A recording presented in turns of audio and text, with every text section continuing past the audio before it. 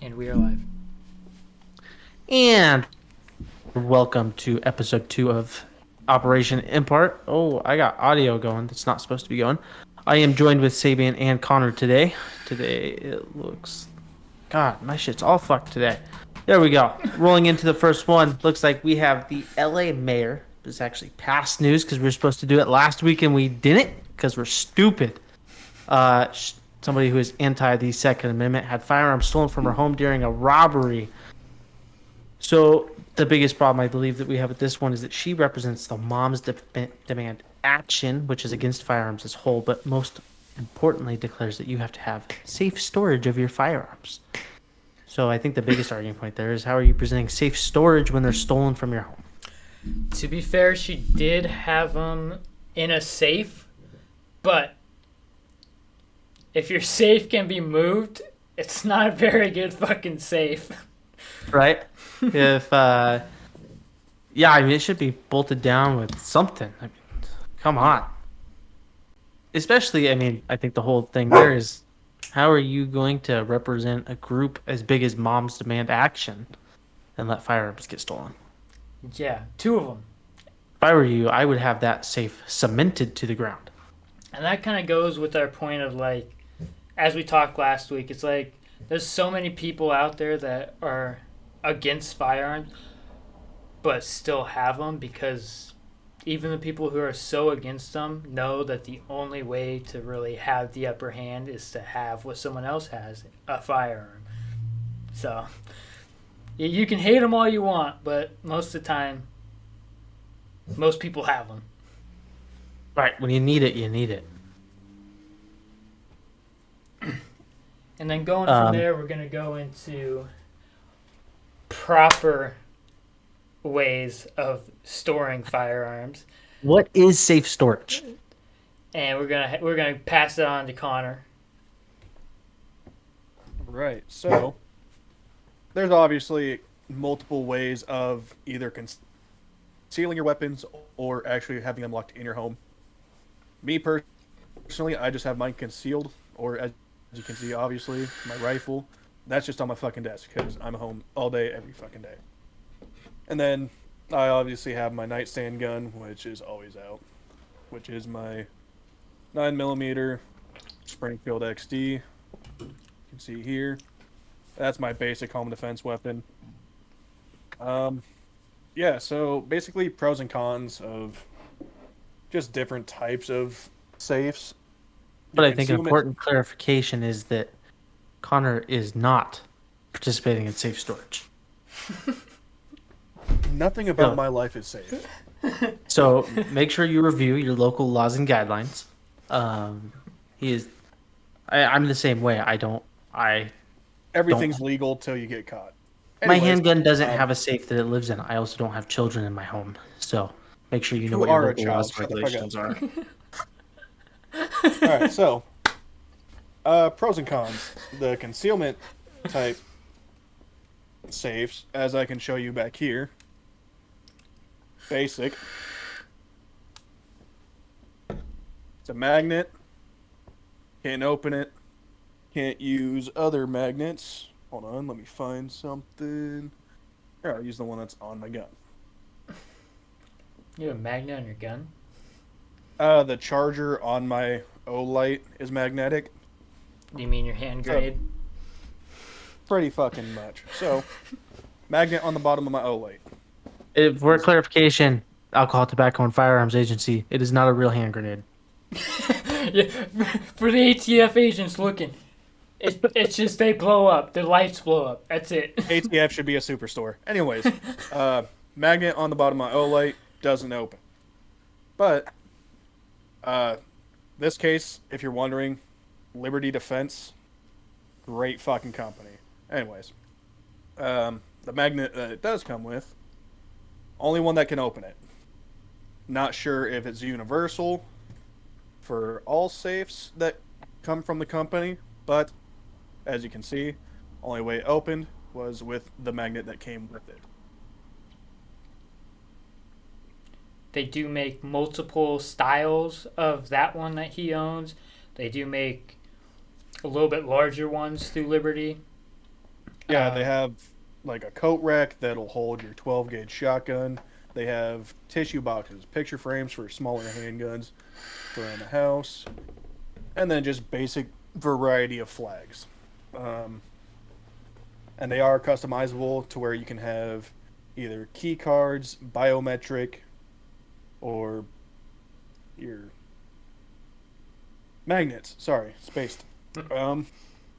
I went with the magnet just because if the power was to go out or the batteries and biometrics were to run out, I can still access my weapons.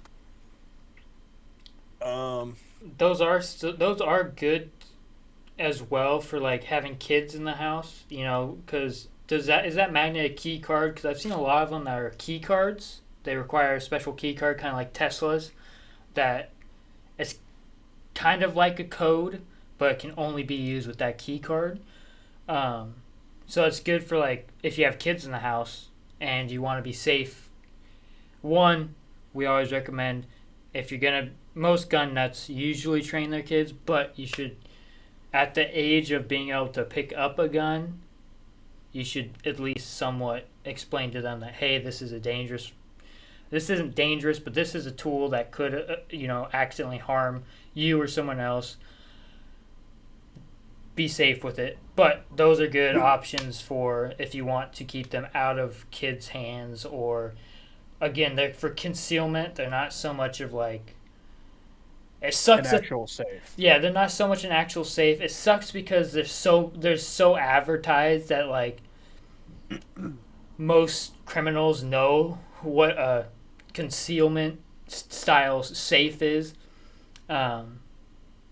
But if someone was a hermit living under a rock, they would walk in and be like, "Oh, that's a cool, piece of art." Not there's fucking guns behind it, Yeah. Right, and if you are going to get one that locks, I do recommend one that takes like a key card, something like that. Personal experience, don't recommend getting one that takes a fingerprint.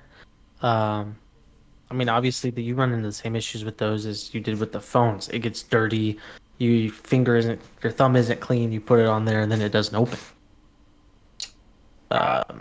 They do. When I'm needing to get to my firearm, I don't want there to be a reason why my safe's not opening.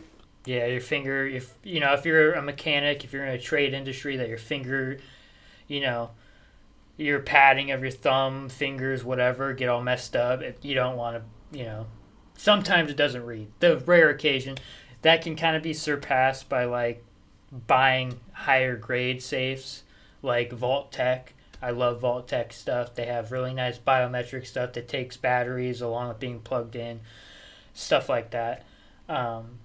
They are pricier, and they don't hold as many of your guns. They'll hold like 6 compared to the same pricing you could buy at Bass Pros that holds 28, But again, it's kind of like I want something that regulates the temperature, can kind of make sure, if I have ammo in there, it won't get too hot because ammo does have a too hot, too cold, stuff like that. So, I mean, there's pros and cons to buying cheaper, buying more expensive, stuff like that. Connor will dive a little bit more into that, though. I mean, yeah, you pretty much just went over everything that I was going to say. Concealment safes they're cheaper than the actual larger gun safes. In my opinion, they are less obvious. Like if you have like a picture frame one or the tissue box, nobody's going to know like, hey, that's concealing a gun. So you can have those anywhere in the house as opposed to an actual gun safe. They're more compact. It doesn't take up as much room as the larger safes. And you just have more hiding options. So, again, the tissue box, the picture frame, you can put those anywhere in the house. You're not limited to like a corner in your room or in your garage. But on the negative side, they are not as secure, and you are limited to having not as many guns in each safe. And you should always look at your local law. Here in Washington, I think in 2016, they did pass a law that if your firearm is to get stolen and someone was to use it, even though those people that committed the crime of and felonies of stealing the firearm breaking into your home, breaking into your personal property, whatever, you can still be charged with being negligent on storing a firearm, which kind of sucks because, like, my house is locked up. That's the safe, kind of thing. So you kind of gotta look into it. It's gonna be per state, like everything else. Kind of sucks here in Washington. I have my guns up on the wall. I have my doors locked every day. But if someone were to break in, that's my fault for someone breaking into my house for some reason. It's kind of weird. But then you always got your big ones, or not so much even big ones. You can have your eight gun ones, which are pretty small. You could still move it by yourself. They're kind of heavy. They're usually fireproof, waterproof, stuff like that. General purpose ones from like Bass Pros, Big Five, stuff like that. Usually those ones, if they're not the super, super big ones that hold 40 guns, they do have a way to mount it to a wall, and I recommend doing that because, again, if you buying it can move it by yourself or even with two people, then whoever else is trying to steal it probably can do the same. Might be a little bit heavier with guns, but still, that extra level of security for your property and not having your stuff stolen is always better.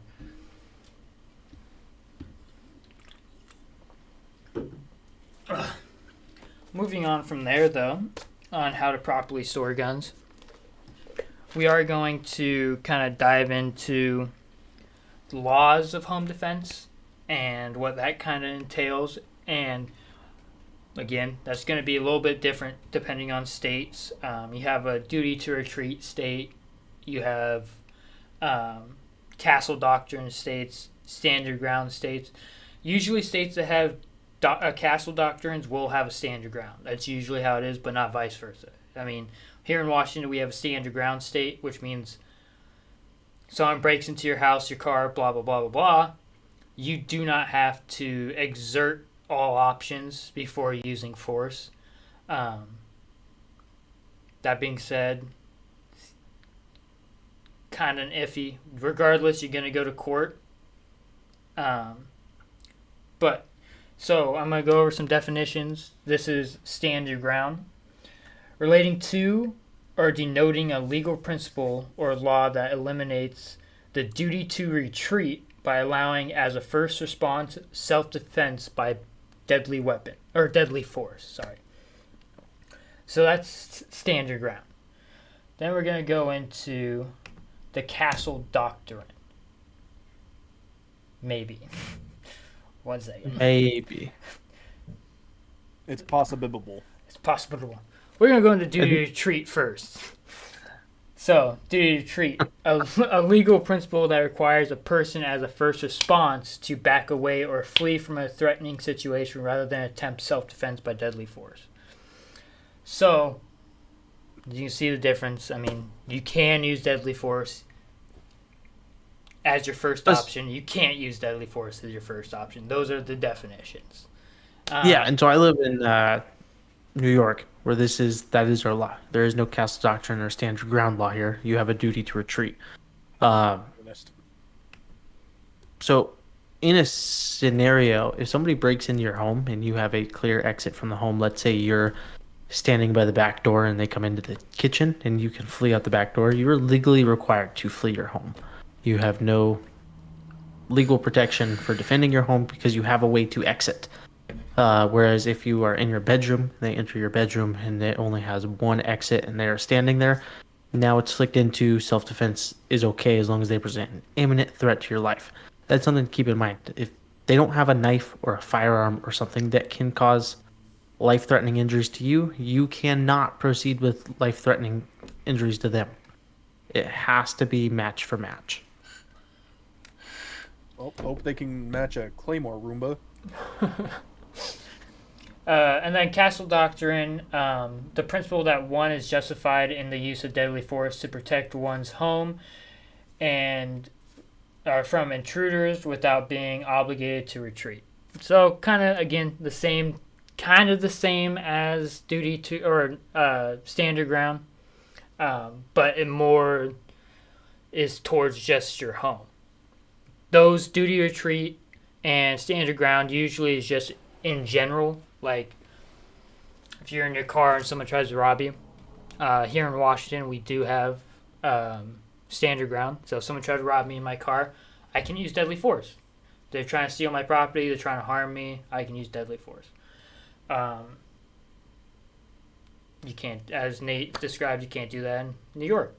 But in Washington State, again, it's iffy. We don't have the Castle Doctrine, but it's still like if they have something that can harm me deadly, I can use that. It's one of those things where the standard ground law can almost act as the Castle Doctrine in replacement. Exactly. Yeah. It's weird. It's kind of convoluted, to be honest, but it's kind of what it is. So we have states with standard ground, which are gonna be, hold on, which is gonna be standard ground: Idaho, Montana, Wyoming, Utah, Arizona, Nevada, North Dakota, South Dakota, Texas, of course, Florida, and a whole bunch. You can find, if you want to look up for yourself to know exactly what state, if you're not sure what state, if your Basically state your does, red states. yeah, pretty much. If you want to know, you can go into USCCA. We talk a lot about them on here. USCCA, you just look up which ones have blah, blah, blah, blah, blah, blah. It will come up.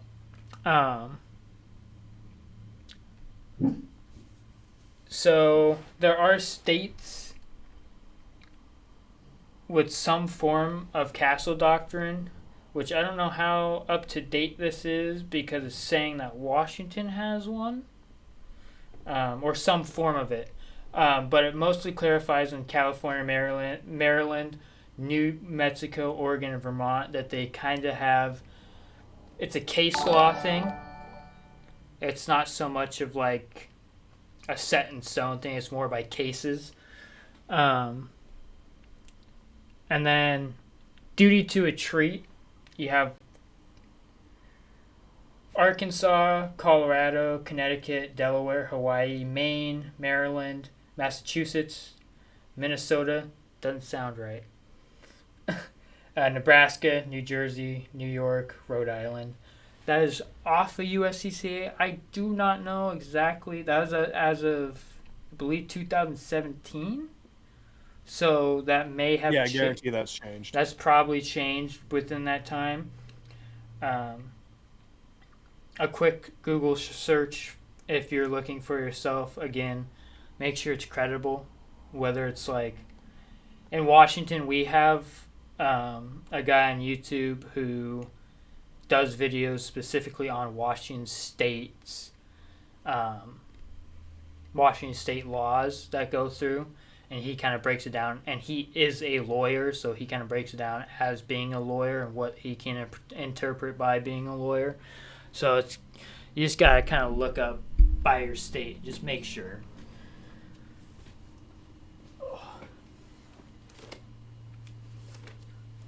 And then from that, you can go over what states, again, have it, don't have it, duty retreat, standard ground. But either way, you should have something to protect yourself, regardless. And if you can, in your state, own a firearm, we always suggest that you do. Right. There's no reason not to. At least in your home. I mean, you got kids, you got a wife, you got a girlfriend, you got animals. You want to make sure they're safe.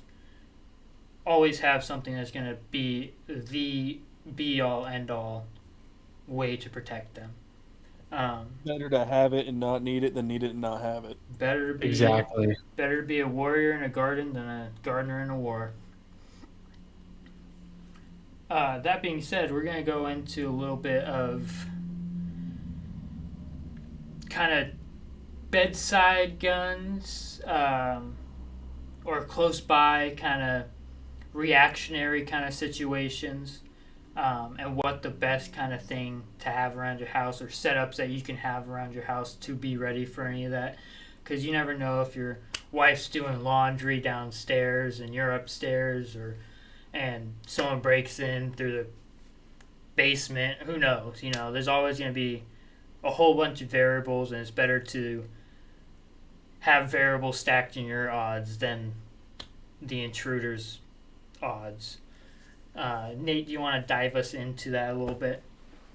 Yeah, so what you carry by your side is very important, and you have to know the difference between what you're using as a nightstand firearm or a around your house firearm versus what your carry firearm is. So most of the time for a carry firearm, you're going for something that is subcompact handgun wise. So my always recommended go-to is a Glock 43X. I like the Glocks. They are solid in that statute, and they hold a decent amount of rounds for being a subcompact. Whereas for a nightstand gun or my around the house gun, again, because I am still a Glock guy, I'm probably going to go a Glock 17 or a Glock 19. It's going to be a full-size handgun. It's going to hold more rounds. 34, right. Buddy. 34, something like that.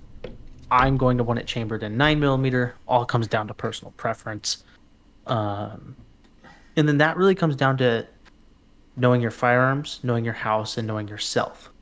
How you shoot different types of firearms. A 45 ACP shoots different than a 9mm does. Which round are you more comfortable with? Which platform are you more comfortable with? And what's your go-to? Personally, for me, my carry gun and my nightstand gun are the exact same firearm. Preferably, my nightstand firearm would be probably an AR, short barrel, 10 to 12 inches, chambered in 300 blackout, subsonic rounds. It's going to hold 30 rounds. It's going to do a lot more damage than what my Glock is, and it's going to be a lot more beneficial around corners and for clearing. But all comes down to personal preference there, really. Connor, what would be your go-to nightstand firearm? If I'm suspecting somebody's inside my house, I'm going to go with my Springfield XD 9mm. Easy to go around corners, has my flashlight, has my red dot optic. And if I do miss and it hits a wall, I'm not afraid it's going to go through and accidentally hit somebody that's on the other side. But if I think it's somebody outside, I am opening this bitch up. Oh, fuck. And that's an important clarification, knowing your rounds, their FPS rating, also knowing what grainage rounds you have. Are they subsonic, supersonic, hollow point, full metal jacket? All of that makes a difference. We're talking about traveling through walls. For instance, a 5.56, that's a supersonic round. It's going to travel through wall after through wall because all it's doing is going through sheetrock. If you by chance hit a 2x4, it might slow it down a little bit. Whereas a 300 blackout, it's a subsonic round. It's going to travel a little bit less than what that 5.56 is. Yeah. So if I suspect somebody's like outside my house or there's multiple intruders, I'm going to go with my AR pistol, chambered in 2.23 and 5.56. Always got at least 2 to 3 mags loaded at a time. One inside the safe, then 3 more on my plate carrier. If I have time to put it on, if not, sucks to suck. But, you know. You gotta get the business regardless. Right? Yeah. Important clarification, well, especially since Connor's handling his firearms, just an important announcement. All of our firearms at the moment are deemed safe. Either they don't have a magazine in them, and they for sure do not have one in the chamber. So we always preach and practice safe handling of firearms. Yeah. Yeah. I wouldn't say that, buddy. Yes. Listen. Yeah. Look. Yes. Clear. Nothing in there. Yeah. Rack 3 times. Connor, we have to try to follow the guidelines. So if I say something like that, just don't disagree. Okay, obviously cleared now, so. And to any Twitch moderator, this is for educational purposes. This is Right. to inform people of safety and how to protect themselves. There's a lot of shit out there right now about guns and stuff, but we are trying to break that ground of, informing people on how to be safe, know their laws, all that stuff. Yeah. That being said, I personally always use hollow points in a house. It's going to slow down. I mean, it might not slow down all the way. 9mm is going to go through sheetrock. Or what most houses are nowadays, fucking drywall.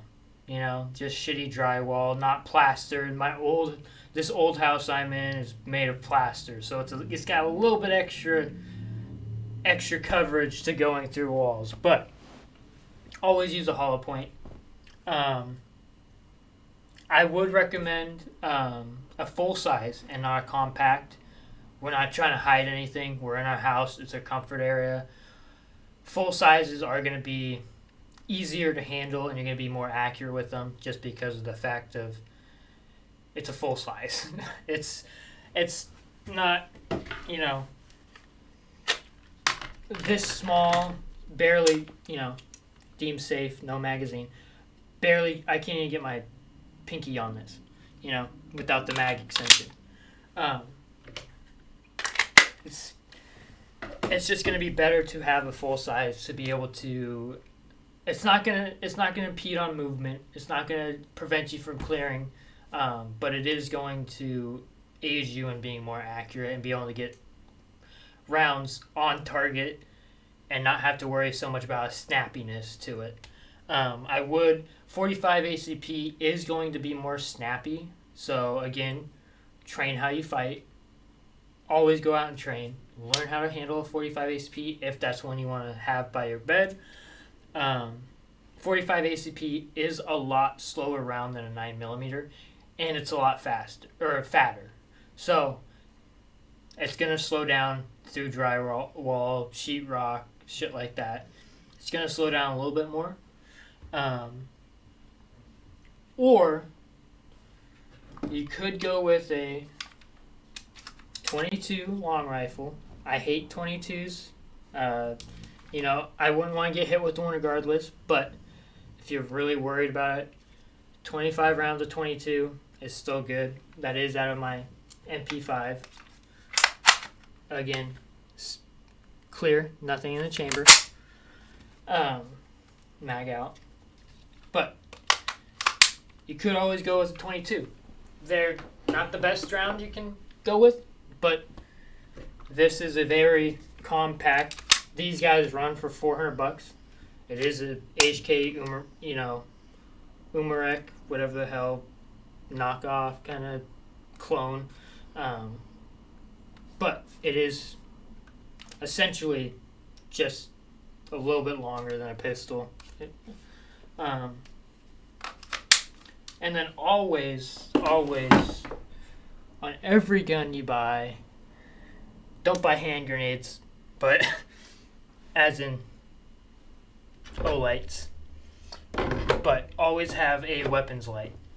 Always want to be able to see what goes bump in the night. So always have a weapon light on your weapon. You can only see, or you can only hit what you see. So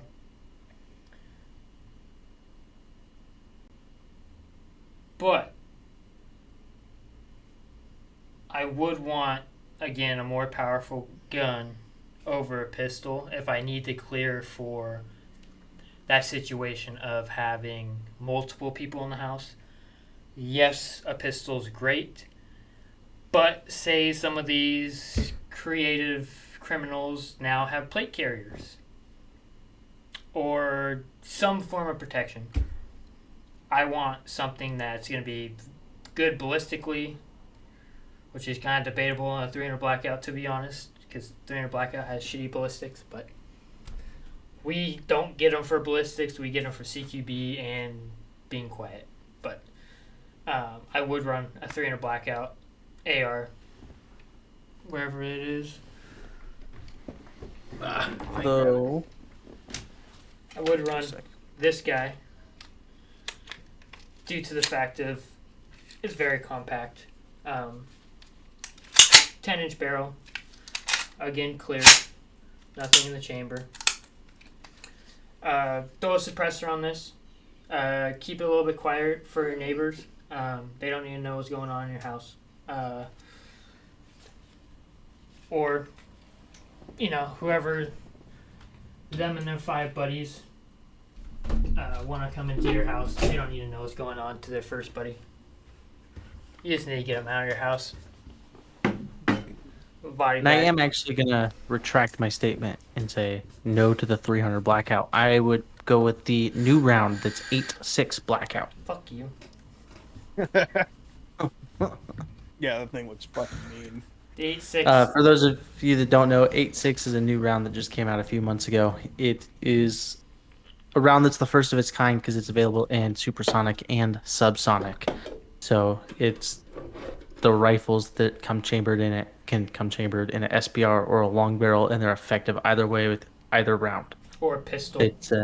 Or pistol. It is an extraordinary round. Fuck you, ATF. It's definitely a round of its own. Go ahead and check it out. I know Demolition Ranch did a whole video on shooting it, and the rounds are pretty crazy. And if you can, get a piston-driven BCG, like a AR-180, or spend $2,000 for MPX or MCX or whatever SIG's new fucking piercer brand they're coming out with, which is just a 180. You could also go with an AR-9. You still get that.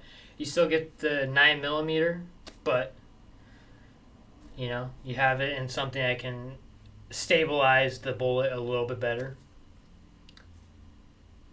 Because, let's face it, at the end of the day, people are going to say, oh, well, with the 300 blackout, the ballistics aren't there. If they come in wearing body armor, it defeats the ballistic. Well, listen, if they come in with body armor, your average person isn't going to own something that's going to shoot through a level 3. So, what you do at that point? You just don't stop pulling the trigger.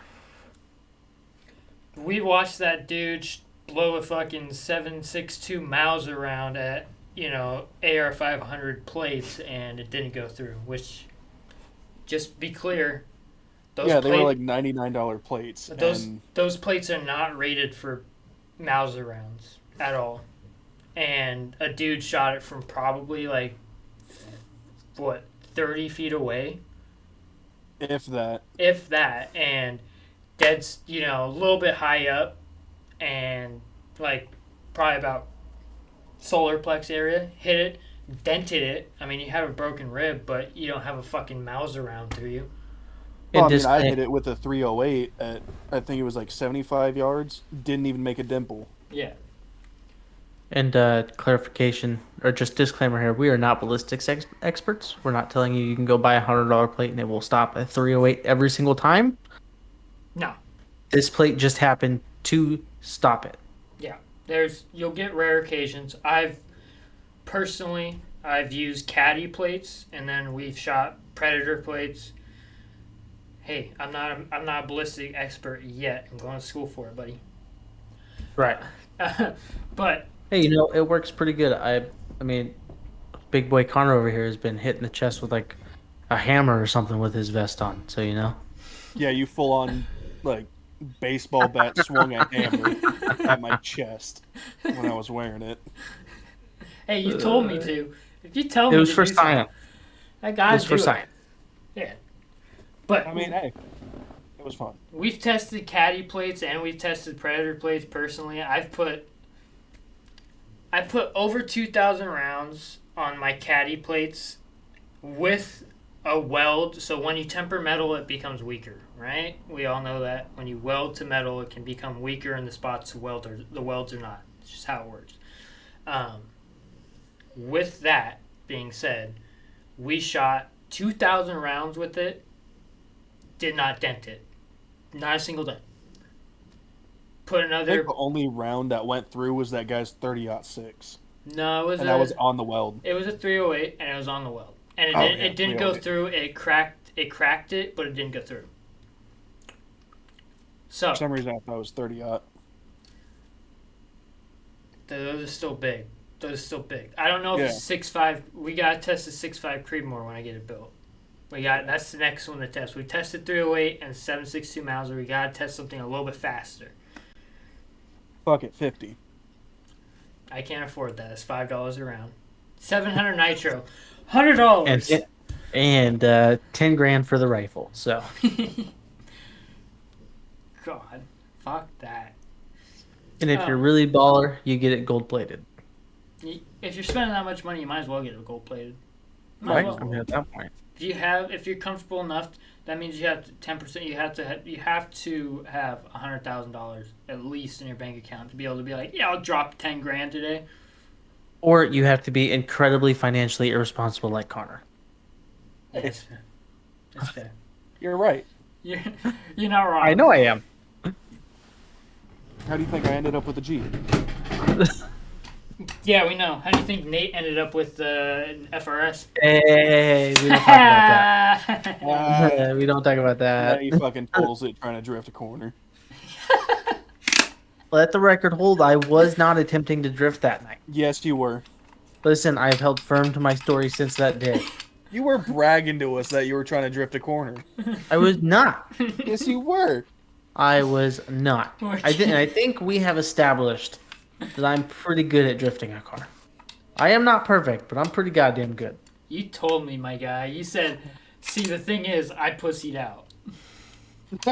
I pussyfooted it. I thought I was gonna lose it, and I crashed.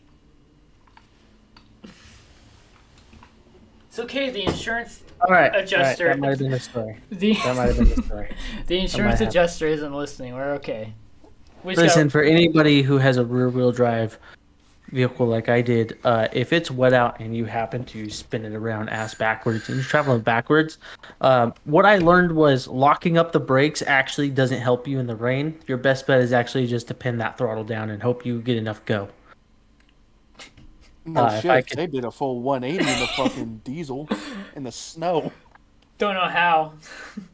And then, funny story with that same car. The day I picked it up the following morning I was driving it to work after I picked it up from the auto body shop, was merging onto the freeway, like doing 55 miles an hour. Hit those white markers that are the dividers between the lanes and spun 90 degrees, 60 miles an hour looking at the freeway barriers.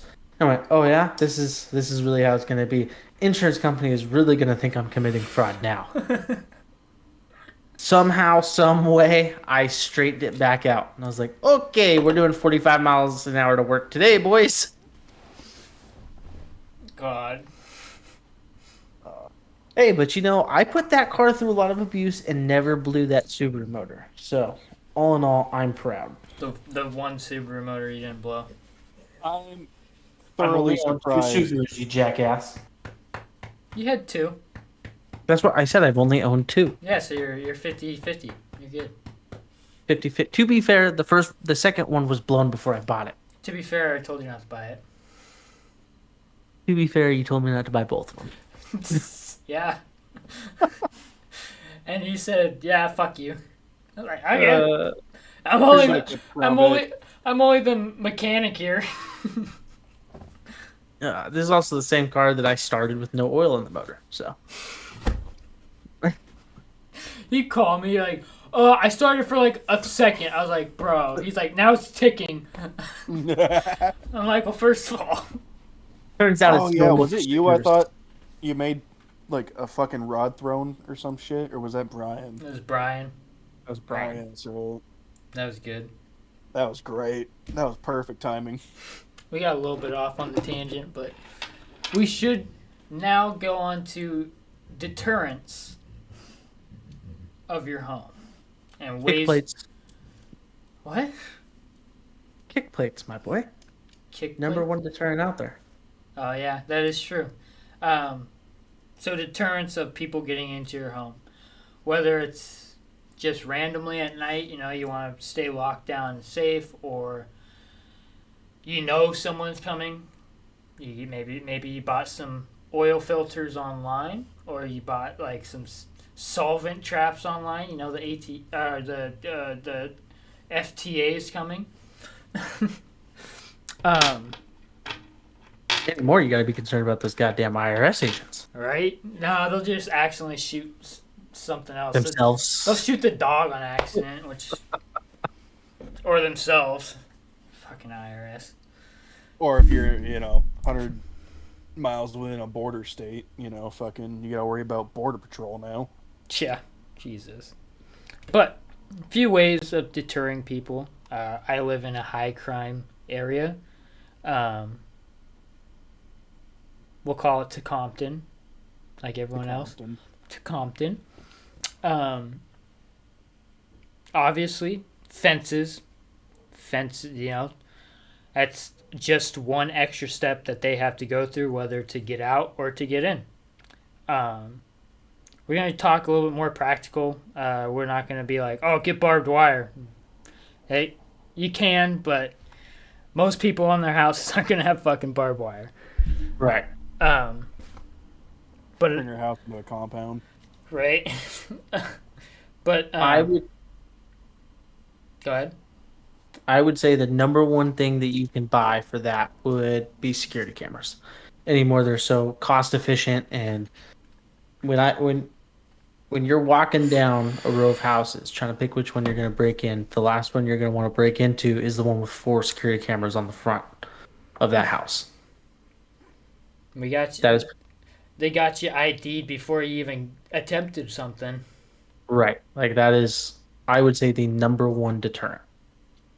And make sure your cameras overlap each other. So if you have one facing the front of your house or facing outward, you want to make sure the next one covers any blind spots, but also starts to see what the other camera sees. Same thing in like the back of your house. Same thing. Have one facing that way, one facing the other way, and then get just all the blind spots possible.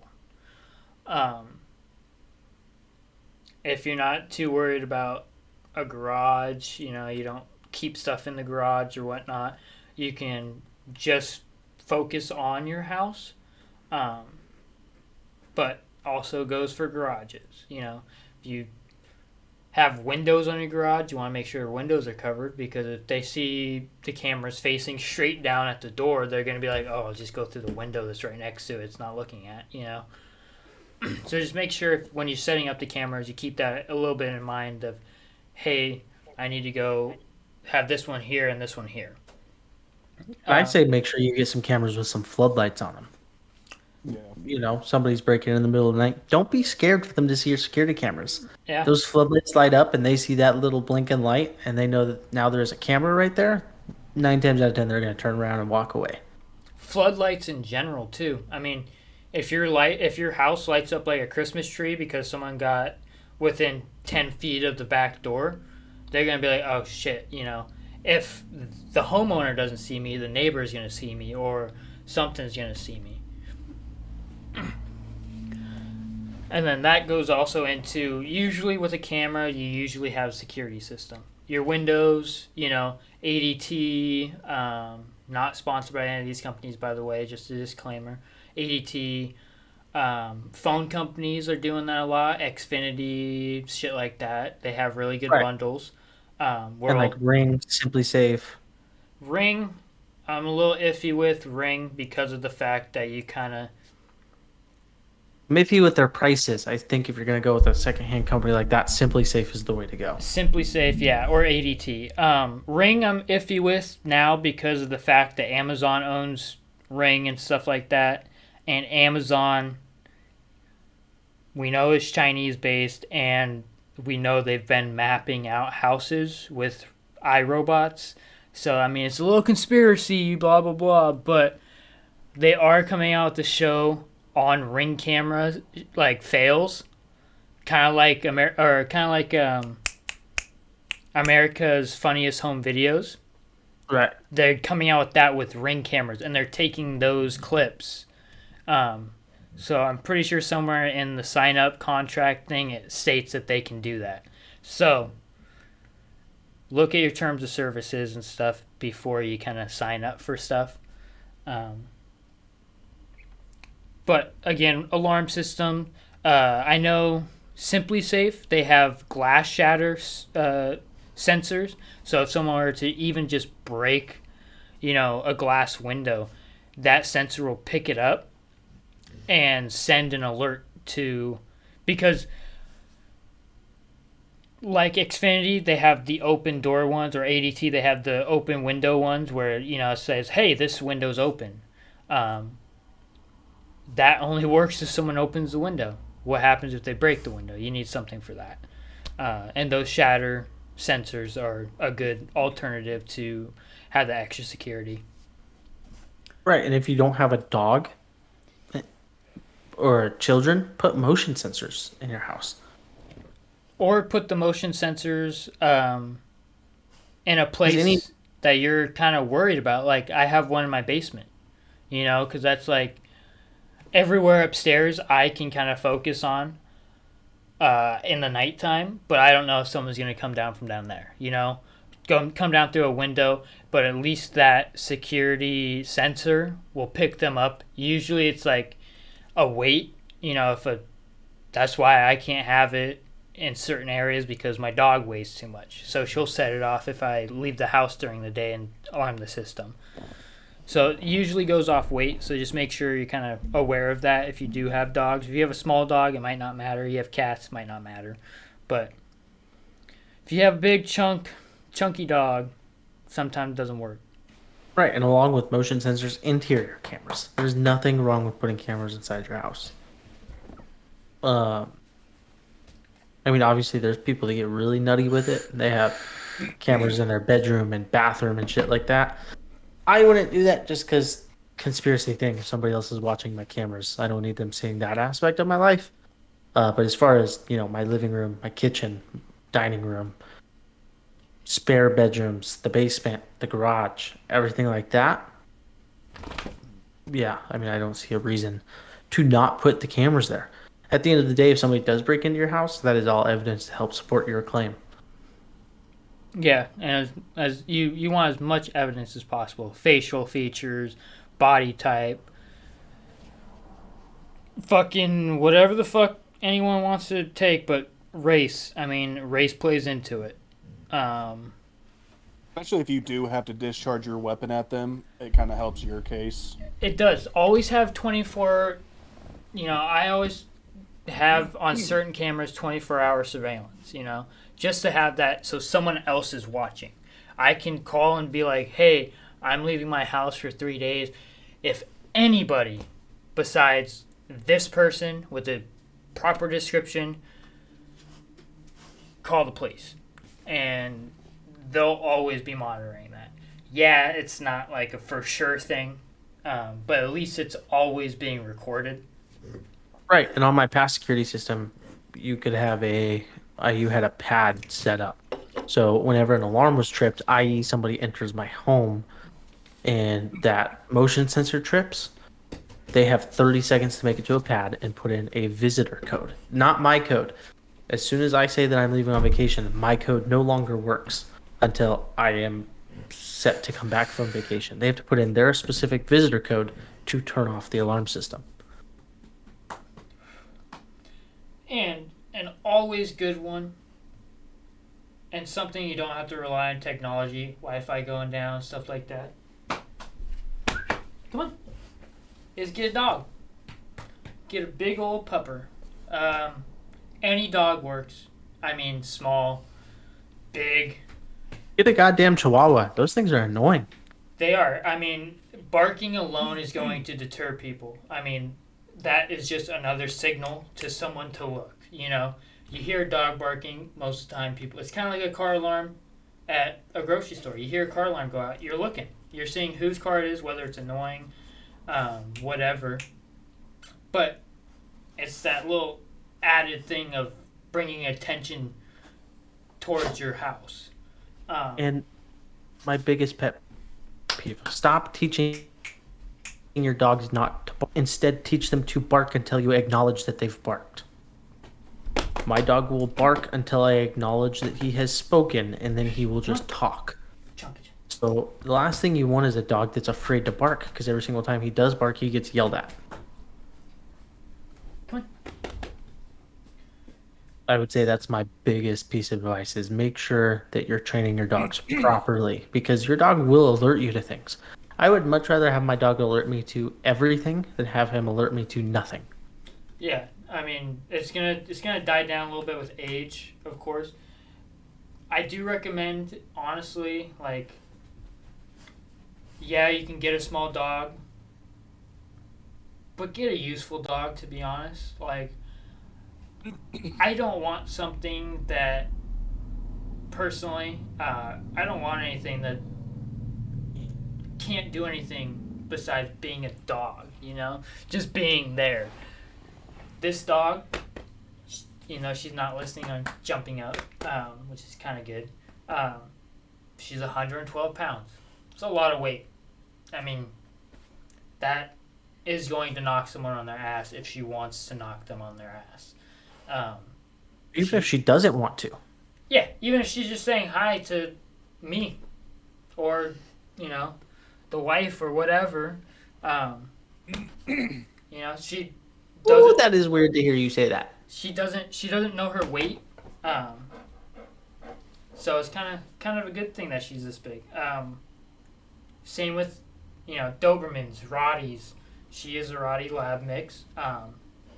We do have a Doberman, you know, useful dogs. Those are guard dogs bred in Germany for, you know, years, decades. Malinese, German Shepherds, all those dogs have that innate response of security. And that's kind of what I recommend getting, is something that's always or has been trained through decades of being alert of just its surroundings. It is also about knowing the breeds, right? Those are all defense dogs. They will defend anybody and everybody. Whereas certain breeds, like a boxer or an American pit bull or a bulldog, they are considered family protector breeds. So when you're established as the leader of the household, that dog will not protect you, but it will protect everybody else in that house. You know, my dog will not protect my life for shit. He'll let me know that there's a problem, but he is not putting his life before my life. It's supposed to be the other way around. But with my wife, if somebody came at her, he will do anything and everything he can for her, because in his mind, that's his job. That's his family. So it's also about knowing your breeds and what kind of dog you're getting. I recommend also smart dogs. You want smart dogs. Right, don't get a stupid dog. I would say a boxer is a little bit of they're smart, but they're not the smart. They're derpy. They're a little bit derpy. Derp. Don't get a coyote like Connor. I'm pretty sure Nomad's a coyote. I'm pretty sure Nomad's a coyote too. For the record. Somewhere in there. No, I'm pretty sure she has coyote in her.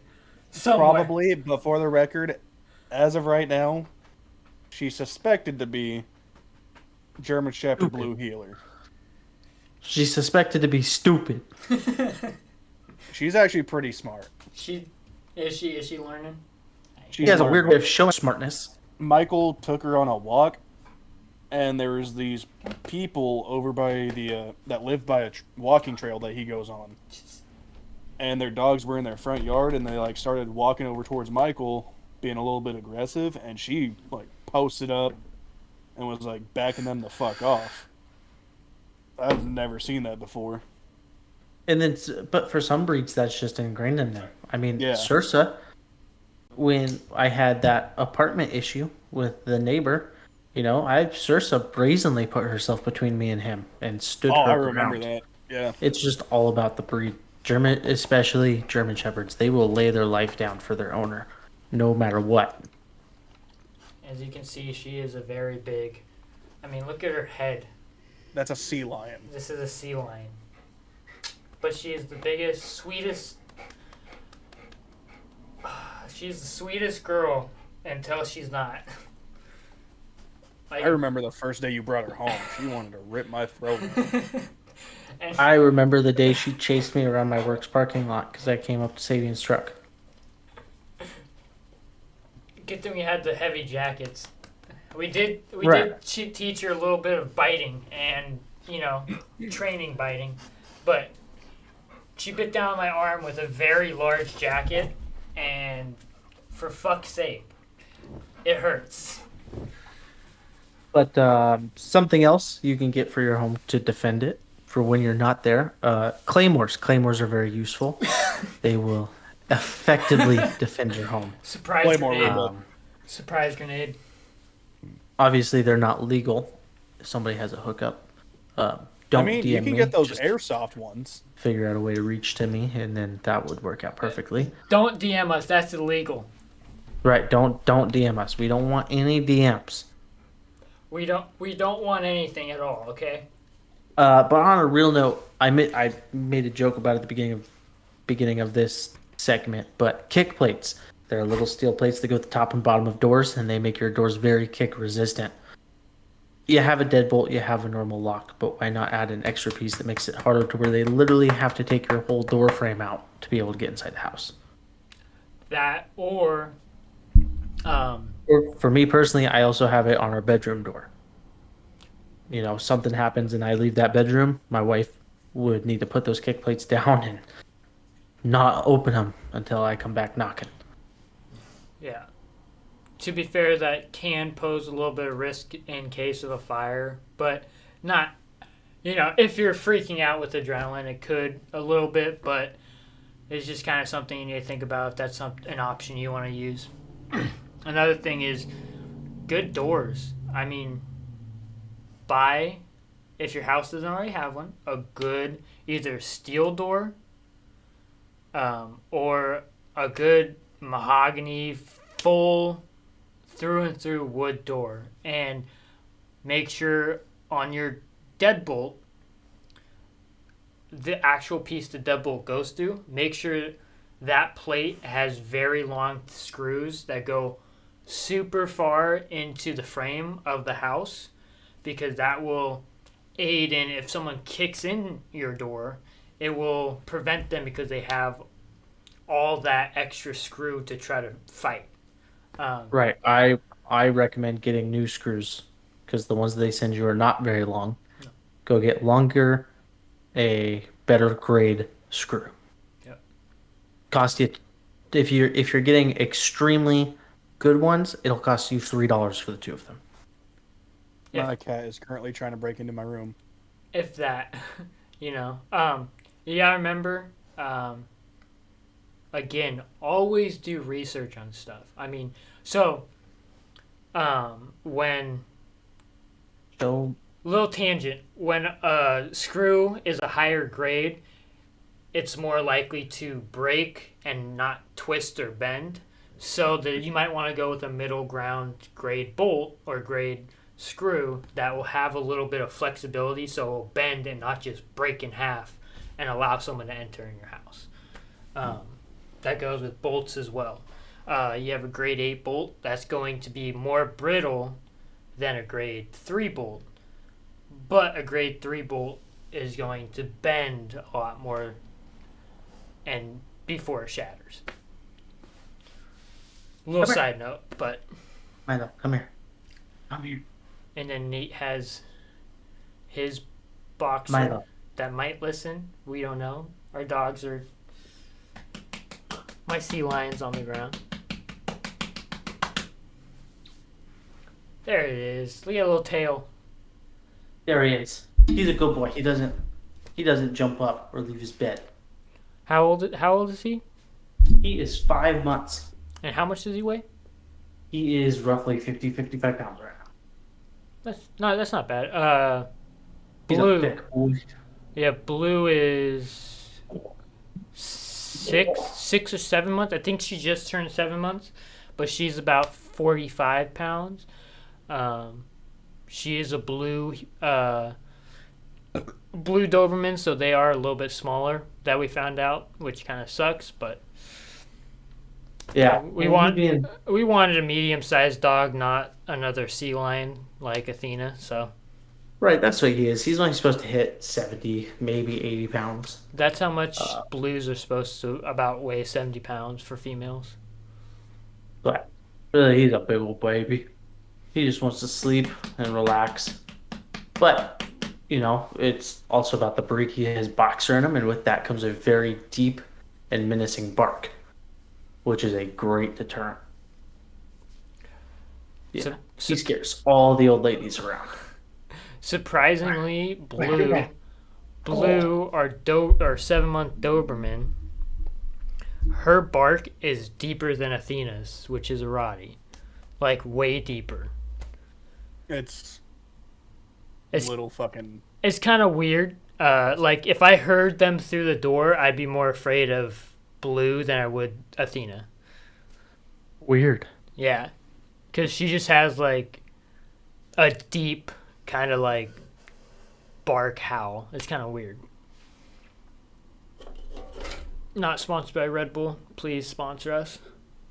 Not gonna happen yet, but Great value drinking water. You don't really need to sponsor me. I got 40 of those for what? Do you want out? 40 of those for $3.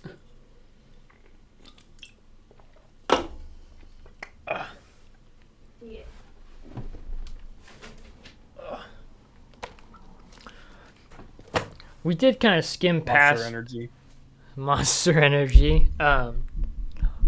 Also, we kind of forgot to talk a little bit about situations and where to keep kind of extra guns if you have extra guns. As you can see, I have extra guns laying around. So what you can do, I mean, like if you're home alone, your wife's home alone, whatever, you can always put one of your firearms, like if they're going to take a shower, they can take a gun into the shower. Shower gun. Surprise grenade. But always have, like, I would always recommend also always carrying a gun with you in your house, into a room that you're in. Because you never know. If you're going to go up, if you got, you're coming out of your bedroom, you're just going to go relax in the living room. Just take a gun out there. Put it underneath the put it underneath the table, put it on your TV stand or whatever, just have something present kind of around you. I have knives, axes, random stuff around the house just because, like, 4-foot monkey wrench. No, it's not 4 feet. I mean, I can go get it. It's a pretty big monkey wrench. I kind of want to go get it. 3.5 to 4. Go get it. I'll be right back. Hold up. He'll be right back.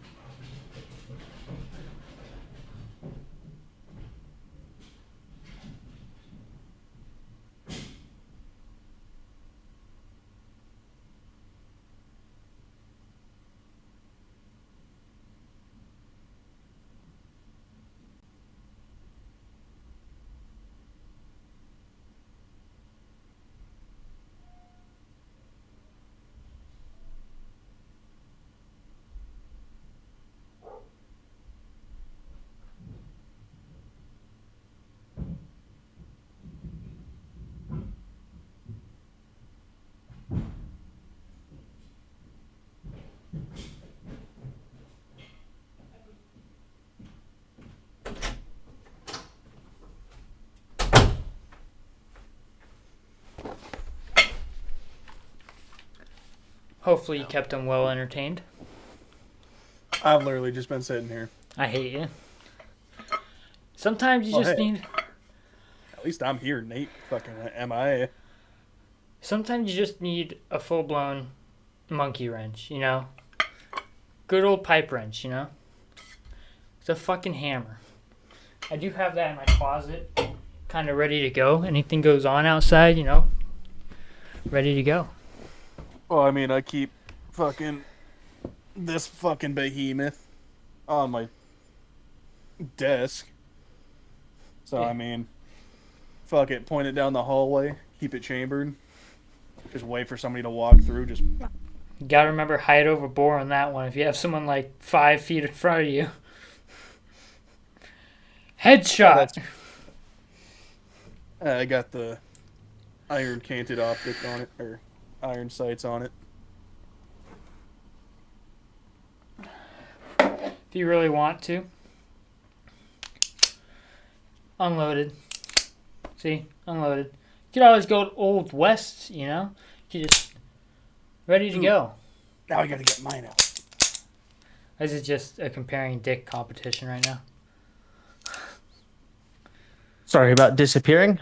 They thought my car got impounded. So Well, I mean, if we're comparing sizes, you know, I am Asian, so a little bit smaller.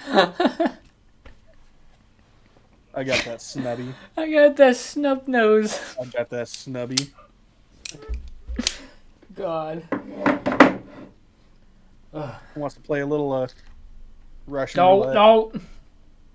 a little Russian roulette. I want to play some Russian roulette. That's. We'll do it with a semi-auto. I was gonna say, you ever play a game of Russian roulette with the semi-auto? We're getting off tangents, but It's how it always goes. yeah. We can all play. Everyone's a winner. It's a joke. Sure. It's a joke. It's a joke. Is it though? Most definitely a joke. It's definitely a joke. So I don't have anything else except for us to go over. Yeah, I don't believe. If anybody has any questions, comments, tell us how stupid we are, anything at all. Oh, we tell you that every day. I know I'm a little bit special. A little I bit. accepted it a long time ago.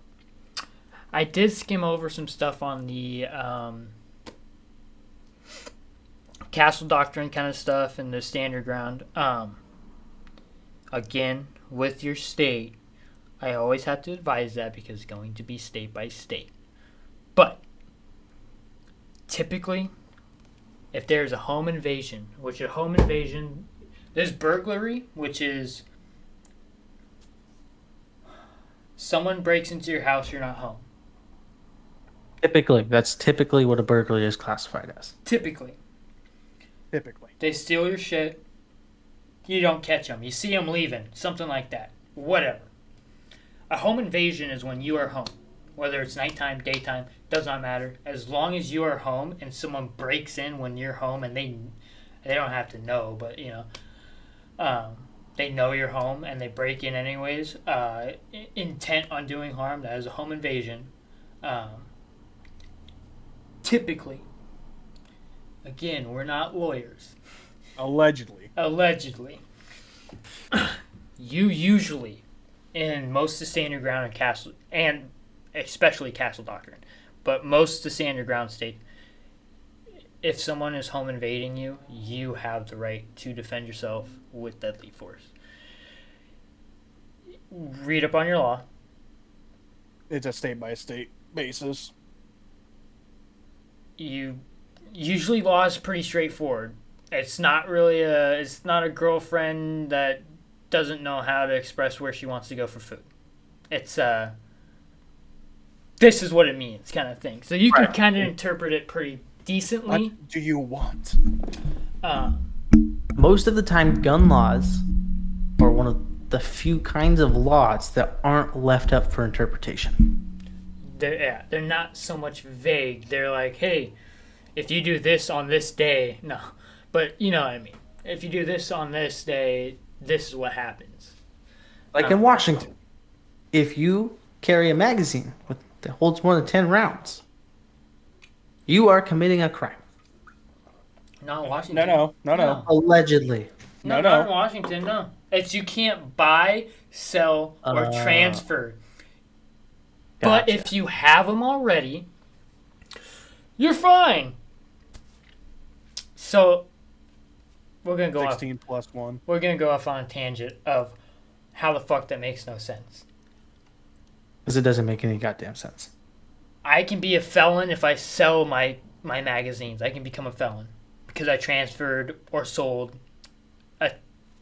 more than 10 round mag. Something that's not even regulated by the fucking... Or But- if you travel to a nearby state with the intent to purchase. Like Idaho, Oregon, blah, blah, blah. A dicey one. All they have to do is prove that you intended to buy them. You didn't even have to fucking buy them.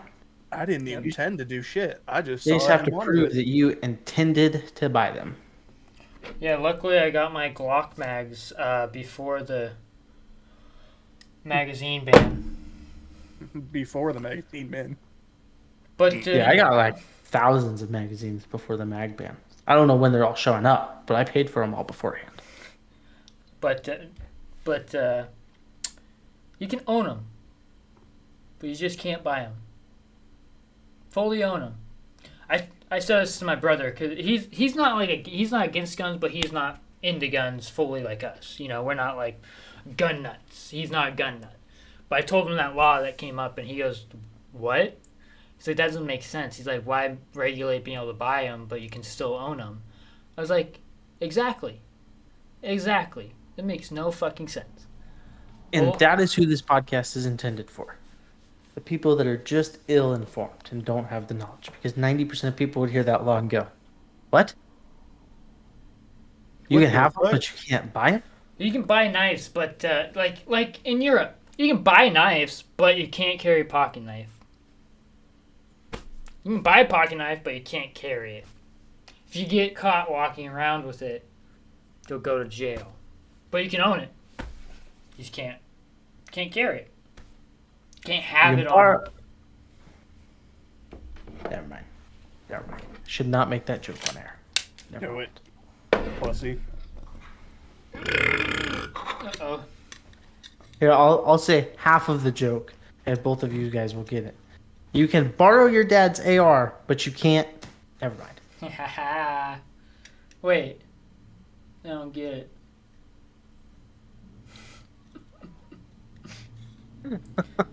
You can borrow your friend's AR. Right. Your friend can loan you the AR. Underage. That was a Kyle Rittenhouse joke. I feel like we're getting off on a pretty wild tangent We've here. been off. We've now changed subjects and all. Sorry. I had to get that off my chest because Washington State. We missed the exit 100 miles back. Yeah. Yeah, that happens sometimes, but it's okay. It's what the podcast is all about. We don't always have to be on the subject of firearms. And that's important for the audience to know as well. That is what we are here to talk about, but we can talk about other things as well. We are not just, nope, firearms only. That's it. That's all we can talk about. And if you don't like it, I don't know.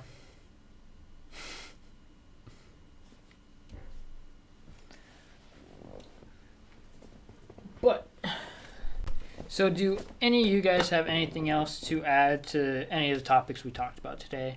That being safes, any good lockups that may have came into your brain as we were talking, safes, stand your ground, home defense weapons, and like nightstands, deterrents, anything like that? I do not feel like we hit every topic pretty good. Yeah. I mean,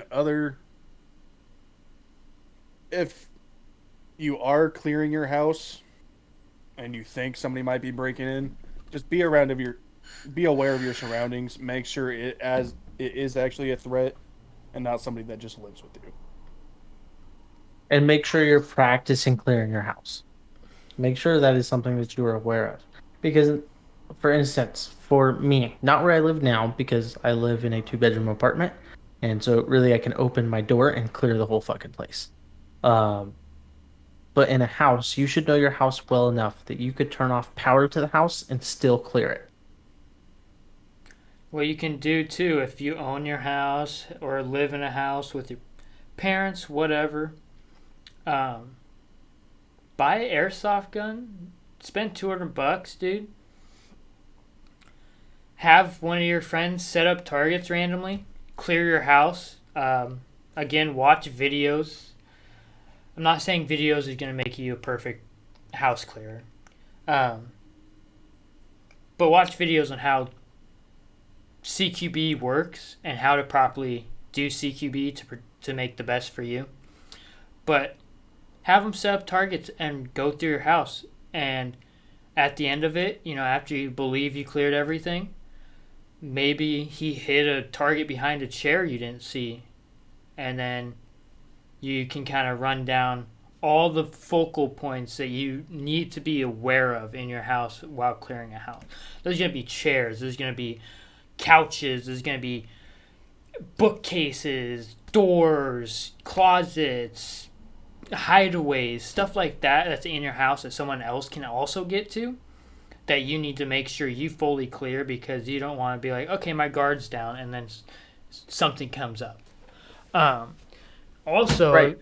It brings us back to the prime example that just because you own a firearm does not mean that you're safe. No. Just because you go to the gun store and you spend the $500 to $2,000 on a gun does not mean that you are now safe. You need to use it on a range. You need to practice clearing your house. You need to become proficient with it. It is a tool. And it's just like when you use any other tool, when you don't use it, you become rusty and not efficient. Efficiency is key to survival. Always train. Always. I mean, again, going and buying that bougie Glock, that Gucci Glock, that Gucci 1911, the Protege, MSRP $2,400. You can buy that and you can still suck ass at groupings. You can still suck ass and throw shots left and right, pull your shots to the left and down, if you're right-handed, stuff like that. Just because you buy an expensive gun doesn't make you a good shooter. Just because you get gifted an expensive gun or a good gun, a nice, guns are accurate. Guns are very accurate. You set any of these guns in a vise, it's going to shoot dingers all day long. Fucking groupings, quarter size. That's what they're made to do. The variable is yourself. Right. Human error. You are manipulating the firearm and where it goes. You need to kink out your errors, not the gun's errors, your errors. Yes, there's some shitty guns out there, but typically they're not that bad. You'll have a few bad barrels, this and that you just need to replace. But once you replace it, it's still going to be a dinger. It's always on you. So you need to train. Whether, again, you're getting an airsoft gun, a gas blowback, full frame airsoft gun that's a 1-to-1 to whatever gun you're training with. Train. All the time. Go through your house, clear your house. Find what, if you have a 2-story house, find which stair creaks. So maybe you're sleeping, you hear something upstairs, and you hear that creak, and be like, oh, that motherfucker's on the fucking 4th step. Know your house like the back of your hand. Know your house better than anyone else. Because, one, it'll help you clear your house and go through your house quietly to get the surprise element. And, again, you'll know exactly where they are. If maybe one door in your house squeaks when it gets touched or moved, or going this way it squeaks but this way it doesn't, then you will know when someone touches that or someone steps on that board that creaks. Again, know your house, train, just keep training.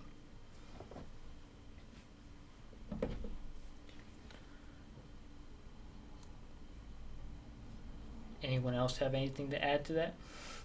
No, I think you hit it really perfectly. Yeah. Efficiency is key. And then just when you think you're efficient enough, you're not. You're not. Hate to break it to you. You're not. When you think you're good, you're not. You still suck. Because that's when it becomes time to find companies, because they exist, that do stress tests. They put you through an adrenaline dump. They put you in scenarios to where your whole body experiences what it would be like, because these companies, their whole premise is to fake a real life scenario in a way to where it seems real to you. And then that's when you'll notice, oh, as good as I thought I was, I still suck. and then you can do these drills. You can get the adrenaline going. You can get everything pumping. You can watch your grouping spread. And the more you practice with an adrenaline dump, after you become efficient normally, is when you see the real change. I'll show you some of my.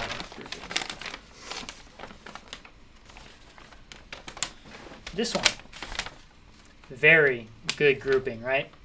That's an A zone, all day long. From Less than a hand. what? That my palm of my hand. You know, it's about 3 inches. That's usually about where you want to sit, is within, like, the wingspan of your hand. Yep. For your Right, you want a 5-inch grouping minimum. This is a really good, if your shooting range has this law, it's a law enforcement style, or if you don't want to spend money on these, everyone can get these anywhere. Sheet of paper. You go to your shooting range, have one target that's folded like this, and then another target folded like this. So, 1 fold, 2 fold. Start out with the bigger one. Start shooting a little bit faster. Then once you start throwing stuff, I'll show you the throw. This one. I threw this one way low, right? Here's my grouping. Right here. I threw this one low. Once you start throwing, the faster you get, dial back a little bit, see where your form's breaking down. And then, once you perfected, quote unquote, again, some days are going to be different depending on how much you ate, how much you drank, how much energy drinks you had that day, whatever. And then after that, go to the smaller sheet.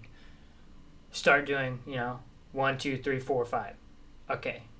1, 2, 3, 4, 5. 1, 2, 3, 4, 5. Keep going faster, get that cadence up. And then once you see your form break, dial back and work on that issue at hand. Whether it's your wrist breaking, your wrist breaking lockup and start snapping back on you. Stuff like that. Again, train. Once you get good at 7 yards, do 14 yards. Once you get good at 14 yards, get 21 yards, Start adding them up, getting your speed down. Handguns aren't that good at 21 yards, it's all right, but not that great. And then after you get to that, definitely go out and do footwork training, because if you're going to clear your house, that's footwork.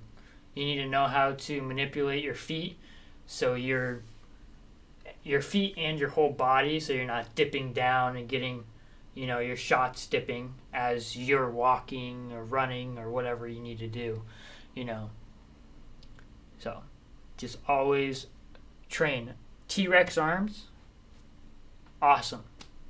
Awesome instructions on how to train and ways you can train. They're not the end-all be-all. Lucas is fucking awesome, but there's a lot of videos out there that will help get you started in training.